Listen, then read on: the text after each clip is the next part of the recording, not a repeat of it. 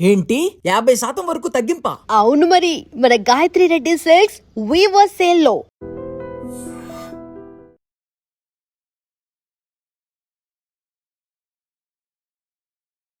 సూరి క్యారెక్టర్ని పెద్దికి తండ్రిగా పెట్టాలన్న ఆలోచన డైరెక్టర్ గారి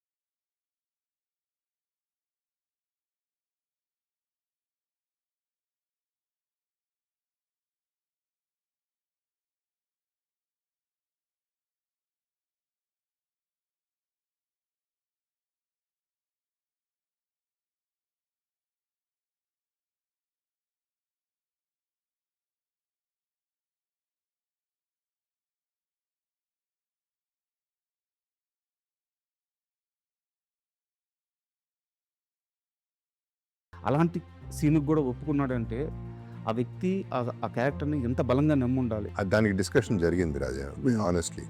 అవసరమా వచ్చి మరి బట్టలు తీసి అని అడిగా. 2 reasons. 1 thing is ఎక్కువ అవుతుందా అనేది అనుకున్నా, కానీ అది పండింది. బట్ ఇలాంటి ఒక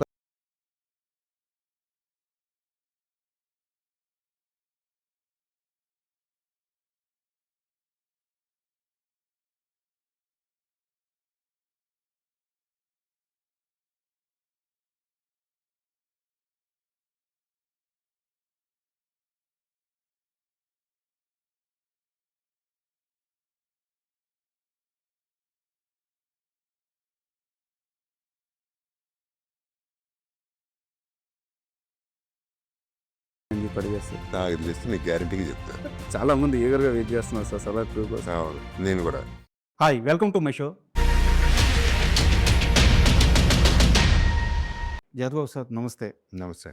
సార్, అంటే ఒక కుర్రాడు చిన్నప్పటి నుంచి తను టీవీలో చూసిన హీరో, తమ స్క్రీన్ మీద చూసిన హీరో, అలాంటి ఒక హీరోతో, అలాంటి ఒక స్టార్తో డైరెక్ట్గా కూర్చొని ఇలా మాట్లాడడం నాకు లైఫ్లో వచ్చిన బిగ్గెస్ట్ ఆపర్చునిటీగా భావిస్తున్నాను. Thank you. ఇది నాకు చాలా ఆనందంగా ఉంది. Thank you very much. Thank you. First time అనుకుంటా మనం చేసేది. Yes sir. Okay sir, Appal Suri క్యారెక్టర్కి వస్తే, అంటే నేను డైరెక్ట్గా సబ్జెక్ట్లోకి వెళ్ళిపోతున్నాను. సినిమాలో పెద్దితో పాటు, పెద్ది కంటే ముందు కూడా కథలో ప్రయాణించే క్యారెక్టర్. ఫస్ట్ నుంచి మీరు ఆ ఫేజ్లోనే ఉంటారు.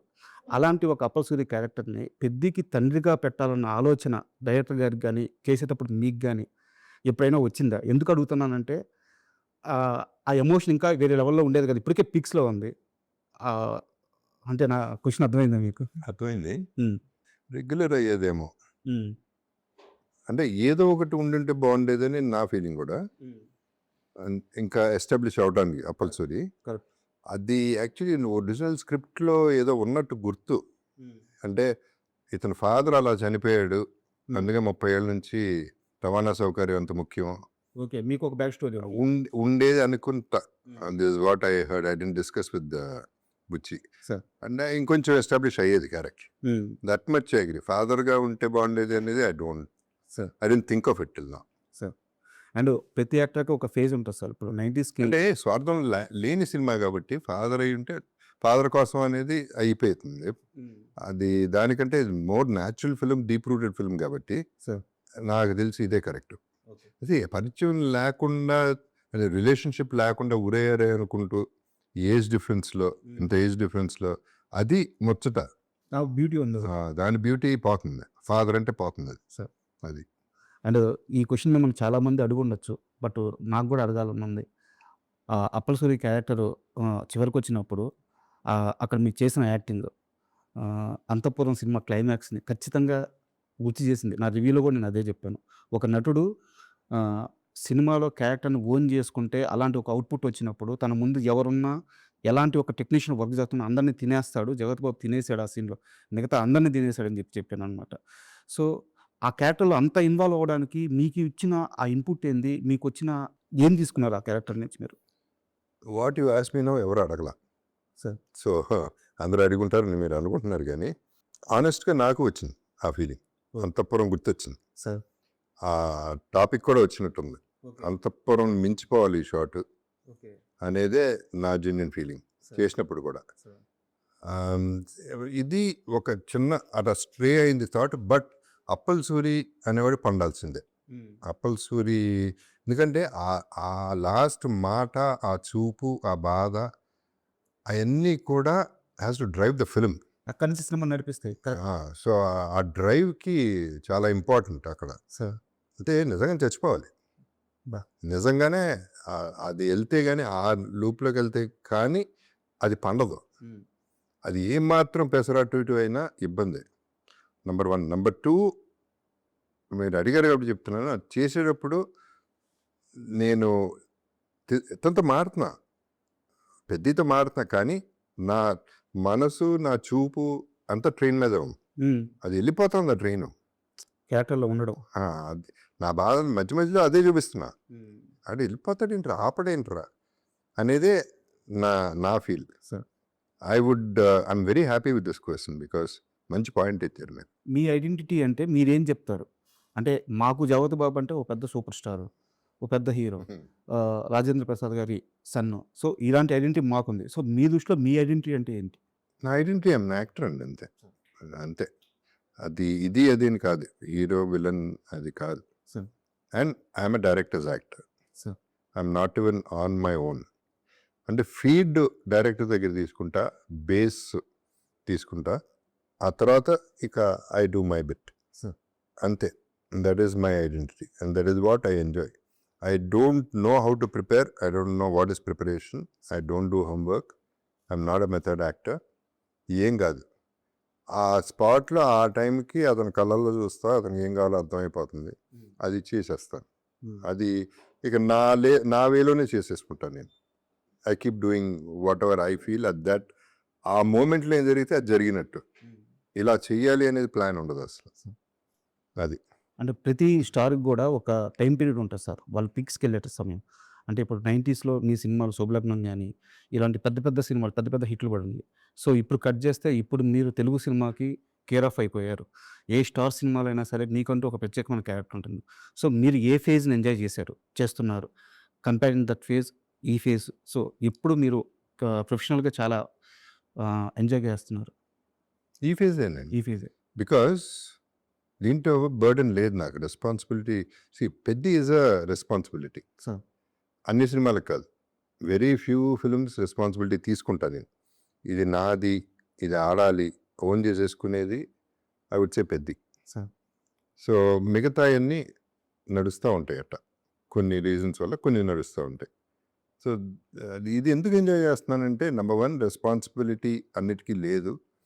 సో నా నెత్తి మీద బర్డెన్ లేదు కాబట్టి, హీరో మోస్తాడు కాబట్టి ఫ్రీ అయిపోయాను నేను. Number 2, the artist I'm working with, the technicians I'm working with, the span I'm going to. అప్పుడు నాకు ఫ్యామిలీ బ్యాంక్ ఒకటే ఉండేది, ఇప్పుడు అన్ని బ్యాంకులు ఉన్నాయి. So I'm very rich. So ఈ వస్తున్నాయి నాకు. And experiences with these people, the top notch people. ఇప్పుడు చూస్తే మన తెలుగులో I done almost with everybody. I don't know, ఒక అల్లు అర్జున్ది, పవన్ కళ్యాణ్ గారి ఏళ్ళది మిస్ అయింది తప్ప, అది కూడా వస్తాయి, అవి కూడా చేస్తాం.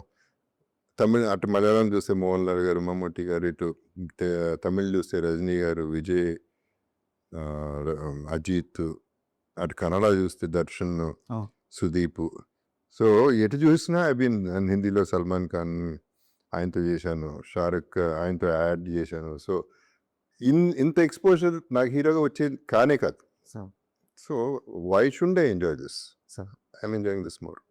అండ్ మామూలుగా కిక్ సినిమాలో హీరో క్యారెక్టరైజేషన్ ఉంటుంది సార్. అది చూసినప్పుడు తన లైఫ్లో ఏ మూమెంట్ అయినా సరే తన కిక్ కోసం చేస్తుంటారు. రియల్ లైఫ్లో మిమ్మల్ని చూస్తుంటే నాకు అలా అనిపిస్తుంటుంది. ఎందుకంటే మీరు పడినన్ని సార్లు నాకు తెలిసి ఎవరు పడి ఉండరు. మీరు లేచినన్ని సార్లు ఎవరు లేచి ఉండరు. సో ఒక్కోసారి మీ మాటలు వింటుంటే జగత్ బాబు లాగా బతకాలి అనిపిస్తుంది. ఇంకోసారి అమ్మో ఆయనలాగా బతకూడదు అనిపిస్తుంది. బట్ ఇది మూమెంట్ మీరు మీకు నచ్చిందే చేస్తూ పోయారు. సో ఒక్కసారి మీ లైఫ్ ఫిలాసఫీ గురించి చెప్పండి. ఫిలాసఫీ అంటే ఫస్ట్ ఆఫ్ ఆల్ అది లైఫ్ నన్ను సీరియస్గా తీసుకోకూడదు. దానికి అంత సీన్ లేదు. సార్ ఎందుకంటే ఎప్పుడు పోతుందో తెలియనప్పుడు దాని గురించి ఎక్కువ ఎందుకు ఆలోచించడం? అది నడిచేది ఎలాగో నడుస్తుంది. ఏది జరగాలో అదే జరుగుతుంది, ఇంకోటి జరగదు. ఏది రావాలో అదే వస్తుంది, ఏది రాకూడదు అది రానే రాదు. సార్ సో ఎందుకు దాని గురించి ఎక్కువ ఆలోచించడం అనేది లైట్ తీసుకుంటా. ఇది నీకు ఈ ఫిలాసఫీని ఇప్పుడు ఇది ఫిలాసఫీ అనుకుంటే ఇది రైట్ రాంగ్ నాకు అనవసరం. I'm happy this way. Sir ఇలా తీసుకుంటే ఐఎమ్ హ్యాపీ. అంటే మీరు చెప్పే మాటలు ఏంటంటే మీరు దీన్ని లైట్ తీసుకుంటాను ఇలా చెప్తూ ఉంటారు. బట్ బ్యాక్గ్రౌండ్లో మాకు తెలిసే కొన్ని ఉంటాయి సార్. ఇప్పుడు నేను మీ సముద్రం నిర్మాతలని ఇంటర్వ్యూ చేశాను అనమాట, పుల్లారావు గారిని, భగవాన్ గారిని. సో వారు చెప్పింది ఏంటి, ఆ సినిమా కృష్ణవంశీ గారు రావడానికి కారణం జ్యోతి బాబు గారు. సో ఆయన మేనిఫెస్టేషన్ చేసి కృష్ణవంశీని ఒప్పించి ఇతనైతే కరెక్ట్ అని చెప్పేసి ఆ సినిమా కోసం ఎంత కష్టపడ్డాడో నాకు తెలిసిన చెప్పి వాళ్ళే చెప్పారు, ఇంటర్వ్యూలో చెప్పారు. సో ఒక ఫేజ్లో చాలా సీరియస్గా ఉంటారు లైఫ్ మీద కానీ కెరీర్ మీద కానీ. ఇంకో ఫేజ్లో ఆ డబ్బులు వాల్యూ ఇవ్వకపోవడము లేదా వస్తువుని వస్తువులాగే చూడడము. సో ఇది చాలామంది దగ్గర ఉండదు సార్. ఇది ఒక మనిషి ఎప్పుడు ఎక్కడ ఎలా ఉండాలో తెలుసుకొని బతకడం అనేది నిజంగా చాలామందికి ఇన్స్పిరేషన్గా ఉంటుంది. థ్యాంక్ యూ అండి, థ్యాంక్ యూ సో మచ్. నేను ఇంతేనండి మరి. నేను అంటే ఏంటో చెప్తున్నా కదా, లైఫ్ని సీరియస్గా తీసుకున్నప్పుడు సార్ ఏముండదు కదా, ఏది సీరియస్ కాదు. ఇప్పుడు ఇట్లాంటివి చేసినప్పుడు మేనిఫెస్టేషన్ అంటారా? ఓకే, మేనిఫెస్టేషన్ ఉందో లేదో నాకు తెలియదు. Sir manifestation is only your 100% thought process, putting it in to practicality and trying to go your way. మనం స్ట్రైట్గా వెళ్తాను ట్రై చేస్తాం, ఆడు డిస్టర్బ్ చేస్తూ ఉంటాడు. ఎవరు రంబాబు రోజు వెనక వచ్చినా తప్పుకోకుండా, అటు బార్ కనపడితే బార్కి వెళ్ళిపోకుండా టెంపుల్కి వెళ్తే మనకి పని జరుగుతుంది అనేది మన హోప్. కానీ మన ఒక్కళ్ళ వల్ల వరల్డ్ మారిపోయి మన కోసం చేయదు అనేది కొన్ని జరుగుతాయి. అట్లా అనుకుంటే చాలా మేనిఫెస్ట్ చేస్తూ ఉంటాం. ప్రతి ఒక్కడు మేనిఫెస్ట్ చేస్తూనే ఉంటాడు, పైకి రావాలని, స్టార్ అవ్వాలని, సూపర్ స్టార్ అవ్వాలని. అందరే అవ్వవు. అదే అదే I believe in the way it is taking me. Life అలాగే తీసుకెళ్తుంది, ఇంకో రకంగా తీసుకెళ్తాయి. కాబట్టి ఎందుకు దాని గురించి ఆరాటపడటం అని. ఈ మిగతా ఏంటంటే ఇప్పుడు సముద్రం, thanks to the producers, very sweet of them. నా వల్ల జరిగిందంటే అది జరిగిపోయింది, అలా జరిగింది. నేను చేసేది ఏముంది, ఇప్పుడు నేను చెప్పినంత మాత్రాన్ని వంశీ సినిమా చేసేడు. సార్ వాళ్ళు మీ మీద చాలా రెస్పెక్ట్ పెట్టుకున్నారు సార్. ఈవెన్ ఇంటర్వ్యూ అయిపోయిన తర్వాత కూడా మీ గురించి చాలా మంచిగా చెప్పారు వాళ్ళు. వెరీ స్వీట్ పర్సన్ అని చెప్పారు. అండ్ మీ పైన నాకు ఒక చిన్న విమర్శ ఉంది, అడగొచ్చా? సినిమాకి సంబంధం లేదు, మీ పర్సనల్ లైఫ్కి సంబంధించి. ఇల్లు అమ్మేసిన తర్వాత ఇల్లు ఖాళీ చేస్తున్నారు. ఇల్లు అమ్మేసిన తర్వాత కూడా 3 కోట్ల రూపాయలు అప్పు మిగిలి ఉంది. నేను వైజాగ్లో లెజెండ్ షూటింగ్లో ఉన్నాను అని చెప్పారు. సార్ అది కరెక్టేనా? ఎందుకంటే జీవితంలో మిమ్మల్ని నమ్ముకొని ఒక పర్సన్ వచ్చారు. సో వారికి ఆ ఇల్లు ఖాళీ చేయడం అంటే, నా ఇంట్లో నేను చూశాను, అలా ఇల్లు ఖాళీ చేసి బయటకు వచ్చారు, ఎంత పెయిన్ ఉంటుందో పిల్లలకి, లేడీస్కి. మా నాన్నగారు అలా వెళ్తున్నప్పుడు ఆ క్షణంలో మీరు అక్కడ ఉండుంటే బాగుండేది కదా. 100% ఎమోషనల్ పాయింట్ ఆఫ్ వ్యూలో మీరు అన్నది కరెక్టే సార్. ప్రాక్టికల్ పాయింట్ ఆఫ్ వ్యూలో ఐ డోంట్ కేర్. ఇల్లు అమ్మేయటం, వీళ్ళ ఎమోషన్ ఆలోచిస్తే, పర్సనల్ ఎమోషన్ కనుక ఆలోచిస్తే I should have been there. Sir in fact వాళ్ళు ఉండకూడదు అక్కడ. Correct sir.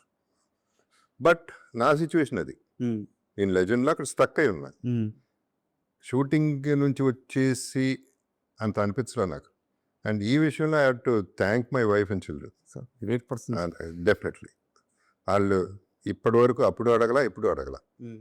మీరు లేకుండా నేను ఖాళీ చేశాను ఇల్లు అనే టాపికే రాలే ఇంతవరకు. సో వాళ్ళు లైట్ తీసుకున్నారు.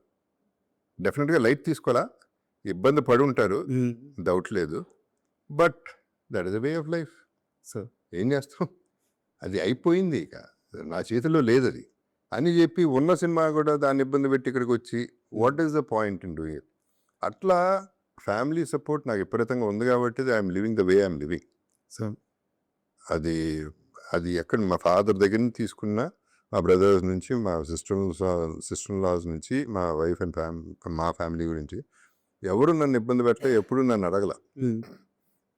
అంతపురం అప్పుడు ఫర్ ఎగ్జాంపుల్ నేను చేసేటప్పుడు డబ్బింగ్ చెప్తున్నాను, క్రూషియల్ డబ్బింగ్ అయిపోవాల్సిందే, సెన్సారు ఏదో ఉంటుంది కదా టెన్షన్.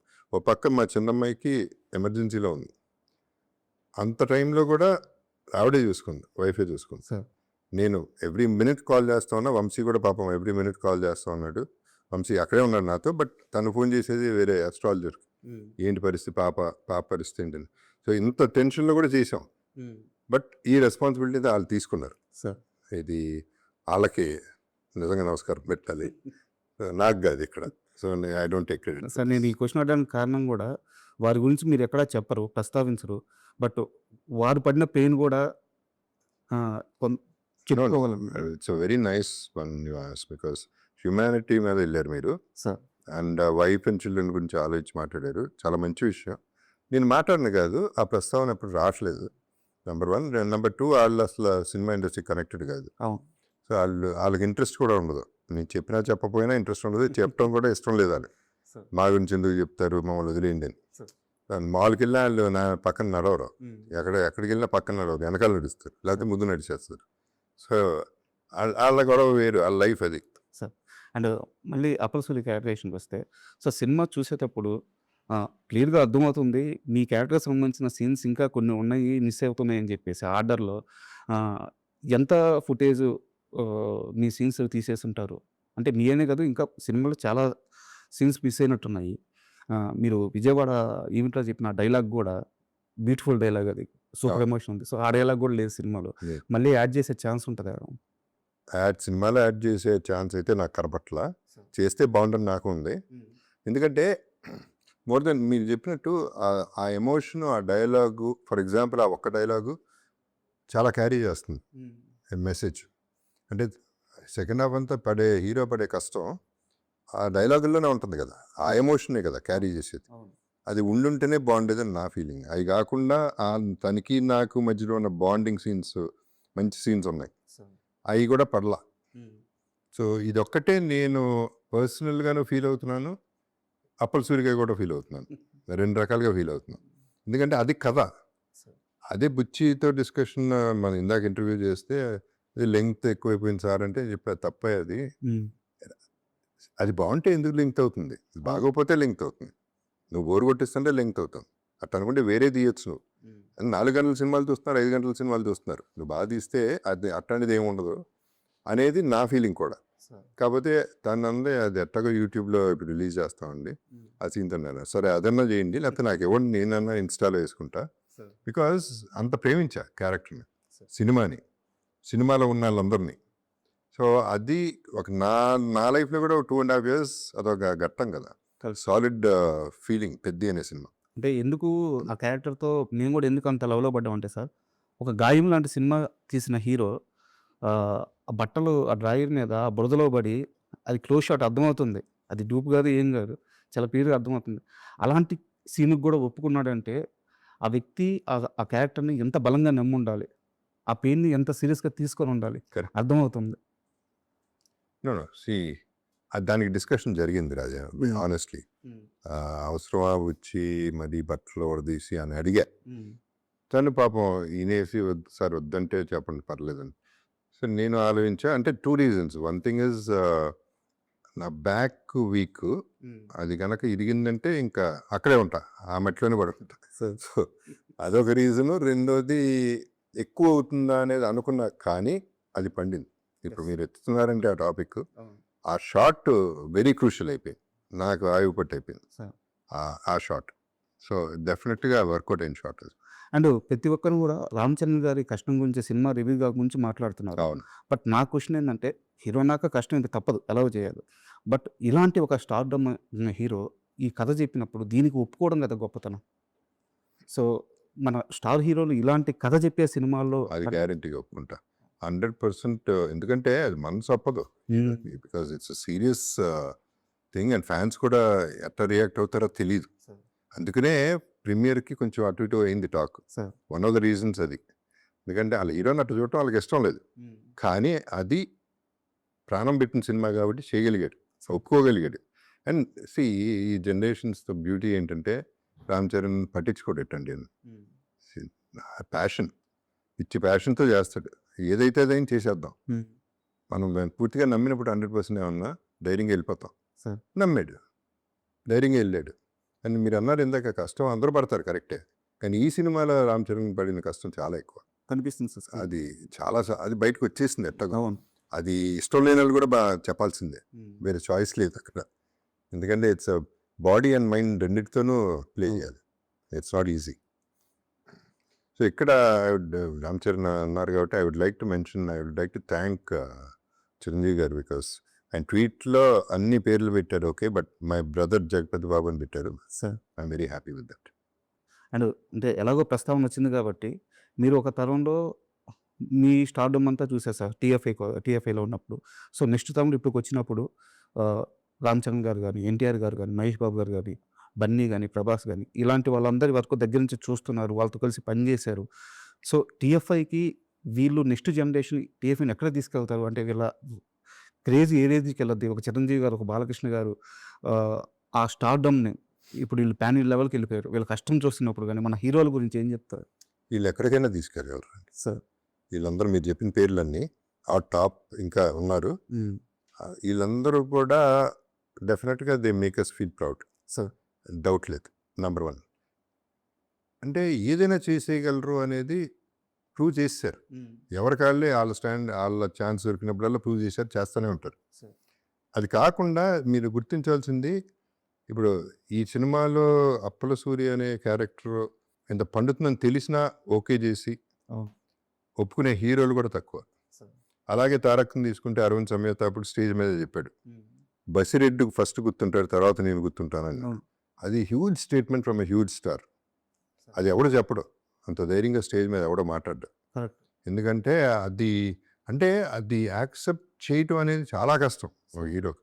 నేను కదా హీరో, నేను కదా సూపర్ అనేది ఉన్నప్పుడు. సో అట్లాంటి మనసు మహేష్ బాబు ఉన్నాడు. మేబీ స్టేట్మెంట్ ఎప్పుడు ఇవ్వలేదు, కానీ శ్రీమంతుడు అప్పుడు అన్నారు తినేశారు కదండి అన్నాడు. ఒక్క డైలాగ్ చాలు, వాళ్ళ దగ్గర నుంచి ఒక్క కాంప్లిమెంట్ చాలు. బికాజ్ అలా ఆ కాంప్లిమెంట్ రావడానికి చాలా కష్టం. బట్ ఈ హీరోలు ఎవ్వరికి ఆ ఫీలింగ్ లేదు. ఏముంది, నాది నాకుంది, సినిమా బాగుండాలి అంతే. సో ఇన్సెక్యూరిటీ లేదు. That's a good thing. Balayya Babu garu అట్లా లెజెండ్లో. సో అట్లా ప్రతి ఒక్కళ్ళు కాంప్లిమెంట్ ఇచ్చిన వాళ్ళే. బుచ్చి గారి దగ్గర నుంచి ఒక 2 క్వశ్చన్స్ వారి గురించి. అంటే మీ జర్నీ చూస్తుంటే పక్క మనిషితో మనం బాగుంటే పక్క మనిషే సమాజం, ఆ మంచి మనకు తిరిగి వస్తుందని చెప్పడానికి ఇప్పుడు ఎప్పుడో హనుమాన్ జంక్షన్ చేసేటప్పుడు సుకుమార్ అనే ఒక చిన్న అసిస్టెంట్ డైరెక్టర్తో మీరు చాలా మంచిగా ఉన్నారు. సో ఈరోజు ఆయన తిరిగి వచ్చి మీకు అద్భుతమైన రోల్స్ ఇస్తున్నారు. ఆ రోజు మంచిగా ఉన్నారని ఇవ్వట్లేదు, బట్ ఆ మంచి తిరిగి వస్తుంది. ఈవెన్ బుచ్చి గారు కూడా. సో మీరు బుచ్చి గారిని ఫస్ట్ టైం చూసిన ఆ మూమెంట్ ఏంటి? ఎంత అమాయకంగా ఉన్నాడో, బట్ ఏదో ఒక ఎక్స్ప్రెషన్ మీకు వచ్చి ఉంటుంది కదా, ఆ ఎక్స్ప్రెషన్ ఏంటి? సెట్లో పీక్స్ బుచ్చిని చూసినప్పుడు మీకు కలిగిన ఫీలింగ్ ఏంటి? ఈ 2 ఒకసారి చెప్తారు. ఫస్ట్ చూసినప్పుడు క్యూట్గా ఉన్నాడు అనుకున్నా. అంటే తన సైజు, తను అంటే ఫస్ట్ దూరిపోతాడు మనిషి. హగ్కి మామూలు హగ్గు చేయటం వేరు, అట్లా దూరిపోవడం వేరు. వచ్చేస్తారు. అదే చెప్తున్నా, వదిలితే సంకెక్కేస్తాడు ఆ టైప్లో. అంటే లవబుల్ పర్సన్ అనే ఫీలింగ్ అయితే వచ్చింది. అక్కడ తను హ్యాండ్లింగ్ నాన్నకు ప్రేమతో ఎక్కువ తెలుసు నాకు. సుకుమార్ నాకు హనుమాన్ జంక్షన్లో చేశాడు, నా దాంట్లో చూసా, బుచ్చిని చూడలేదు. నాన్నకు ప్రేమతో అప్పుడు కూడా తను 1-2 సిచ్యువేషన్స్ ఉన్నాయి, ఒకటి చెప్పలేని ఇన్సిడెంట్. అటువంటి ఆ ఇన్సిడెంట్ చూసి అప్పుడు అన్నా, నువ్వు మంచి డైరెక్టర్ అవుతావయ్యా. చెప్పలేదు అనటానికి దాంట్లో ఒక ఇది ఉంది, ఇబ్బంది ఉంది, అందుకని చెప్పలేకపోతున్నా. లేకపోతే క్యూట్దే అది కూడా ఇన్సిడెంట్. అంటే ఈ మామూలు కాదు అని తెలియడానికి ఒక ఇన్సిడెంట్ ఉంది, అదేంటో ఇప్పుడు చెప్పలేదు. బట్ అలాంటి ఇంట్రెస్ట్ ఉంటుంది. అంటే ఇది కరెక్ట్ కాదు కానీ. సో అదే ఇప్పుడు నాకు సుకుమార్ పేరెత్తారు కాబట్టి ఏ మాటగా వాడు హనుమాన్ జంక్షన్ చేసినంత మాత్రం సుకుమార్ నాకు సినిమా ఇస్తాడని నేను ఎక్స్పెక్ట్ చేయను. వాళ్ళు ఎవరు a good director, fantastic director నుంచి సినిమా వచ్చేస్తుంది నన్ను చూసి ఇచ్చేస్తారు నేను అనుకోను. ఎందుకంటే వాళ్ళకి తట్టాలి, వాళ్ళకి ఆ పెన్ను రాయాలి అక్కడ నా పేరు. అది రాయకపోతే వాళ్ళు పెట్టరు, అడిగినా పెట్టరు. అటువంటిది సుక్కు ఎప్పుడు ఫెంటాస్టిక్ క్యారెక్టర్స్ ఇచ్చాడు నాకు. అదే అంటున్నా, ఇప్పుడు హీరో అనే ట్యాగ్ వదిలేసేపాటికి నాకు వీళ్ళందరూ దొరికారు. వీళ్ళందరూ నన్ను ఎక్కడికో తీసుకెళ్తున్నారు. సుక్కు 3 సినిమాలు, ఇప్పుడు పుష్ప 2లో కూడా పాప తను ప్లాన్ చేసింది హ్యూజ్, బట్ సరిపోలేదు. లింక్ సరిపోలేదు, నెక్స్ట్ దానికి పోస్ట్పోన్ అయింది తప్ప సార్ అది తక్కువ చేద్దామని కాదు. ఆ సిచ్యువేషన్లో పుష్ప ముందు ఏదో వేరే వచ్చి సుకు ఫోన్ చేశాను. ఫోన్ చేసి, సుకు ఈ సినిమా ఇట్లా వచ్చింది, ఇది పుష్ప చేస్తున్నా కదా, నిన్ను చైనా వద్దా అని అడిగా, మనకేమైనా ఎఫెక్ట్ అని. సార్ మీరు బ్రాండ్ సార్, మీరు ఏదైనా చేయండి, నా పెన్ను మీ పేరు రాస్తుంది, మీరు అన్నీ వదిలేయండి అన్నాడు. చాలు. This is what Trivikram Aravind Sametha మామూలుగా ఇచ్చాడు ఆ సినిమా క్యారెక్టరైజేషన్. అట్లాగే లెజెండ్. సో ఈ సినిమాలు ఇలా వీటిలోనే అయిపోయినాయి. 3 డైరెక్టర్స్ 6 సినిమా, ఫస్ట్ 5 సినిమాలు, ఇప్పుడు పెద్ద అది. అండ్ లెజెండ్ ప్రస్తావన వచ్చింది కాబట్టి రామ్ ప్రసాద్ గారిని ఇంటర్వ్యూ చేసింది సార్, కెమెరా రామ్ ప్రసాద్ గారిని. సో వారు చెప్పారు, మీరిద్దరు ఫేస్ ఆఫ్ ఉంటుంది కదా, బాలకృష్ణ గారిది మీది ఫేస్ ఆఫ్ ఉంటుంది, అది మొత్తం షూట్ చేసేసారంట ఫస్ట్ యాక్చువల్గా వేరే యాంగిల్లో పెట్టి కెమెరా. ఆ తర్వాత మీ ఇద్దరిలో ఉన్న ఇంటెన్సిటీ, ఆ ఢీకునే విధానం చూసి సరిపోక ఈయన కెమెరా మళ్ళీ భుజం మీద వేసుకొని ఫాలోఅప్ షాట్ తీశారంట. సో ఆ రోజు సెట్స్లో వాళ్ళిద్దరిని చూస్తుంటే సినిమాలో చూసిన తక్కువ, సెట్స్లో చూస్తే కళ్ళు సరిపోవని చెప్పి చెప్పారు. నేను అది కరెక్టే. రామప్రసాద్ అంటే అది అట్లాంటి పనులు ఎప్పుడు చేస్తారు డిఓపీలు, విపరీతంగా ఇన్వాల్వ్ అయిపోయి, ఇంకా వాళ్ళు ఎంత బాగా చేస్తున్నారు మేము ఇంకా బాగా చేయాలి, హెల్దీ కాంపిటీషన్. సో అది వచ్చిందంటేనే సినిమా హిట్. కరెక్ట్. లేకపోతే ఇన్వాల్వ్ అవ్వం.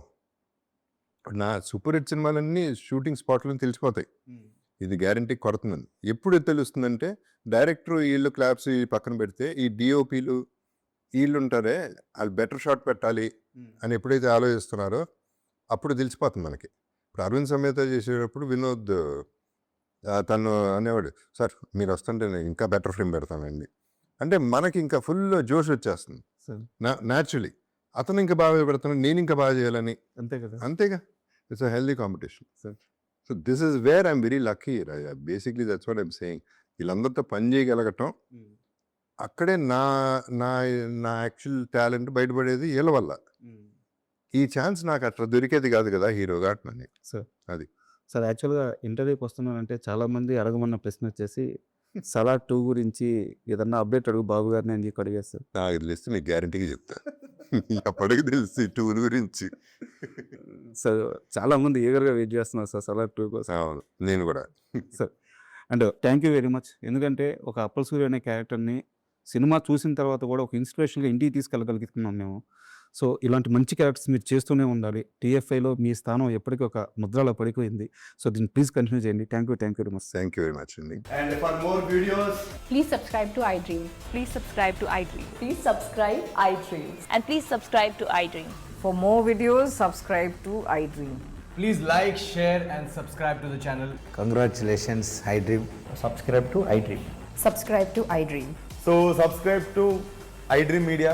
iDream team అందరికి huge congratulations. Please subscribe iDream Media. Please subscribe to iDream. Subscribe iDream. Please subscribe to iDream. iDream అంటే నా కళల ఛానల్ను సబ్స్క్రైబ్ చేసుకున్న నోరు తిరుగుతలేదు, మీరైతే గంట గుర్తు కొట్టండి. For more such videos, please subscribe to iDream. Subscribe to iDream. Please subscribe to iDream. Please subscribe iDream Media. Please do subscribe to iDream. Please subscribe to iDream Media. For best entertainment and information, please subscribe iDream. And don't forget to subscribe to iDream.